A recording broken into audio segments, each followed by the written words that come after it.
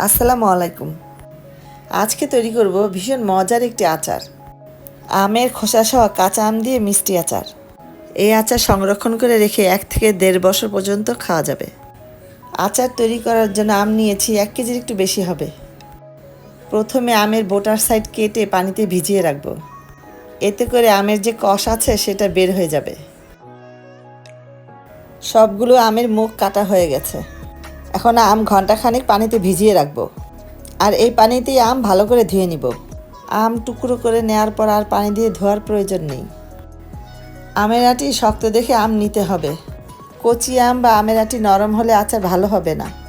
এই আচারটা একবার খেলে বারবার বানিয়ে খেতে মন চাইবে। এক একটা আম 8 পিস করে টুকরা করে নিলাম। এরপর আমের খোসার উপর 3-4 বার করে কেচে দিব। আমের ভিতরে যাতে ভালো করে মশলা ঢুকতে পারে সেজন্য কেচে দিলাম। সবগুলো আম টুকরো করা হয়ে গেছে। এখন 1 টেবিল চামচ লবণ দিয়ে আমগুলো মেখে নিব। এখন আম রোদে শুকানোর জন্য একটা ট্রেতে বিছিয়ে দিব, যাতে রোদে ভালোভাবে শুকাতে পারে। আচার তৈরি করার জন্য কিছু মশলা নিয়ে নিলাম।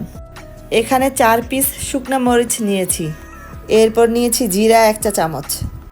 আরও নিয়েছি 1 চা চামচ মিষ্টি জিরা মানে মৌরি, 1 চা চামচ ধনিয়া, আর 5 ফোড়ন নিয়েছি উঁচু করে 2 চা চামচ। সাথে গরম মশলা নিয়েছি 2টা এলাচ ও 2 টুকরা দারচিনি। এখন মশলাগুলো ভেজে নিব। একটা প্যানে প্রথমে শুকনো মরিচ ভাজবো। শুকনো মরিচ কিছুক্ষণ ভাজার পর বাকি সব মশলাও একসাথে ভেজে নিব। ভাজতে ভাজতে যখন এর কালার একটু চেঞ্জ হবে আর সুন্দর একটা গ্রান বের হবে, ঠিক এই পর্যায়ে চুলা থেকে নামিয়ে ফেলবো। মশলাটা ব্লেন্ডারে ব্লেন্ড করে নিয়েছি। 3-4 ঘন্টা আমগুলো রোদে রেখে শুকিয়ে নিয়েছি। চুলায় একটা কড়াই বসিয়ে দিয়ে 1 কাপের মতো সরিষার তেল দিয়ে দিলাম। সরিষার তেলে রসুন বাটা দিলাম 1 টেবিল চামচ। সাথে সাদা সরিষা বাটা দিলাম 1.5 টেবিল চামচের মতো। সরিষা বাটা আর রসুন বাটা একসাথে একটু ভেজে নিব। একই পদ্ধতিতে ইচ্ছে করলে টক আচারও বানিয়ে নিতে পারেন। এই জন্য মিষ্টি বাদ দিয়ে তেলের পরিমাণ বাড়িয়ে দিতে হবে। মশলাটা একটু ভেজে নেওয়ার পর সবগুলো আম দিয়ে দিব। এখন আম মশলার সাথে একটু ভেজে নিব। সাথে হলুদের গুঁড়া দিলাম 1 চা চামচের একটু কম, আর লাল মরিচের গুঁড়া 1/2 চা চামচ। তাই আবারও লবণ দিচ্ছি 1/2 চা চামচের একটু বেশি। সাথে 1/2 চা চামচ বিট লবণ। এর আগেও আমি লবণ দিয়েছিলাম রোদে শুকানোর সময়। এখন মশলা সহ আম তেলে ভেজে নেব 5 থেকে 6 মিনিট। যেহেতু আমি মিষ্টি আচার তৈরি করছি তাই কাপ ভরে 2 কাপ চিনি দিলাম। চিনি দেওয়ার পর আম থেকে আরও কিছু পানি বের হবে। আলাদা করে পানি দিব না। আচারে পানি দিলে আচার বেশি দিন ভালো থাকে না, আচার তাড়াতাড়ি নষ্ট হয়ে যাবে। চিনি দেওয়ার পর চুলার আগুন লোতে রাখবো।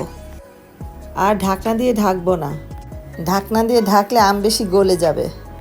আচারের জন্য যে মশলাটা গুঁড়া করে রেখেছিলাম সেখান থেকে অর্ধেক দিয়ে দিব, আর বাকি অর্ধেক মশলা শেষের দিকে দিব।